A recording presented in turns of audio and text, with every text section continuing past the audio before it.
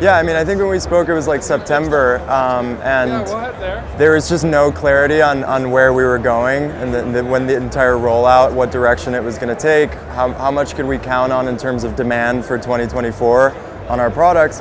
And in those 3 months, it's been an insane roller coaster, honestly, of back and forth. We're not going to settle, we are going to settle. But just 2 days ago, as I'm sure you saw and a lot of the viewers have seen, the OCM settled the suit with the veterans and with the MSOs that were suing the state.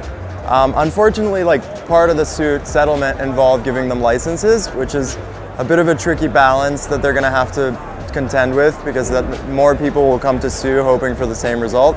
But ultimately, like, outlook for 2024 is much brighter than 2023. I mean, we're thinking in next year we could have like 80 to 100 retail stores open.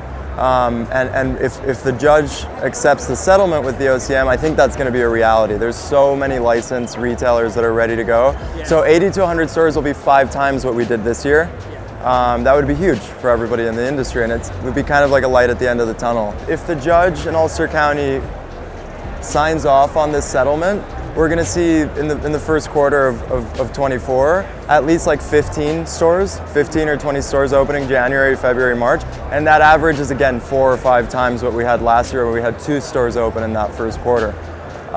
So yeah, no, I really think it's a possibility right now. I'm talking to all of the retailers on the phone that we visited their stores. Their displays are all ready to go, and I think they're confident that as long as the judge passes it through, the market will open up. It's massive. I mean, New York has 20 million people and has 20 stores right now, so it's 1 store per 1 million people, and that doesn't even include 55 million tourists that visit New York City every year, right? It's numbers unlike any other market in the US and in the world, with the potential that it could have. It's just going to take time to realize that, right? Like, there's a very strong unlicensed market right now as well. With the conditions and the variables that were put on us this year, it's sort of like, if you think about it as a sport, right? Like in a soccer game, we should have gotten scored on 4 or 5 to 0, right? And we were able to end in a draw. We were able to finish the year with like a 0-0. We're about to reach break even with our monthly sales. So I think we made the best of a very, very tough situation. Like, and we just put all of our focus into product development for the year, because there wasn't going to be massive demand. What was the strategy for kind of surviving the market while it sort of, hangs a little bit in limbo? It was primarily expanding our product offering, something that we planned on doing probably along like a 36-month timeline, like 3 years or so. We instead this year went from like 6 individual product SKUs in January to 49 right now in December. So we've taken every product development opportunity that we can. We're releasing solventless, we're releasing fresh press material, live rosin fresh press, which is like an anti-unlicensed market, because it has to be cold chain all the way through. So you can't really like export it from other states and sell it in smoke shops and blah, blah, blah.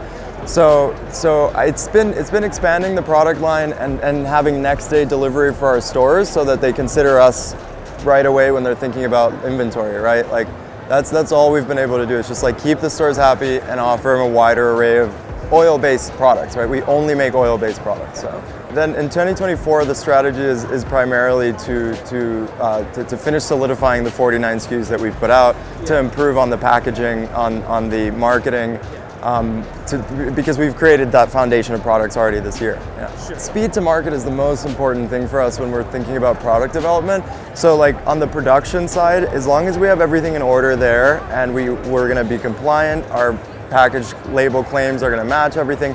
Once we've figured out the production, like with gummies, that was very tricky, but once we figured that out, on the design and marketing of the brand, Christian, who's just around us here, he's super talented at putting something that's good enough to go to the market, and then we iterate on it very quickly. So like all of our suppliers are domestic, so we're able to get all of our packaging like within 2 or 3 weeks. We'll make very small batches on initial lines that we don't know how they're going to do in the market, and then we say, okay, pull this out, edit this, edit that, and then again, we'll just do another batch. And then we get to a point like with Jaunty vapes, we released Jaunty 2.0 vapes, where now we can take advantage of economies of scale. Like now we're confident with the line, all of the displays are set for it, and we can start ordering large quantities. But with the other lines, like we're doing batches of 250 units per SKU just to see how it performs in the market and then quickly iterate. Yeah. All right, great. Yeah, looking forward to 2024. It should be a good year for you guys, right? I hope so. I hope so. Yeah, let's see what the regulators do, but we're going to do everything in our power for sure. All right, good deal.